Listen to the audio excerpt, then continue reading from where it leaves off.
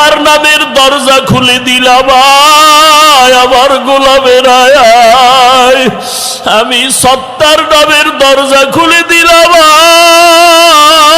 আয়। আমি আল্লাহ রহমান নামের দরজা খুলে দিলাম, আয়। আমার দয়ার দরওয়াজা ছাড়া আর দরওয়াজা নাই, যেদিকেই যাবি সেদিকেই জাহান্নামের আগুন।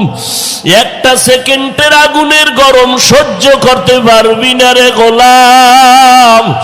ও গুনাহগারেরা, ও বেপরদাওয়ালারা, ও দাড়ি কামানেওয়ালা ভাইরা, জাহান্নামের আগুন সহ্য করার শক্তি নাই।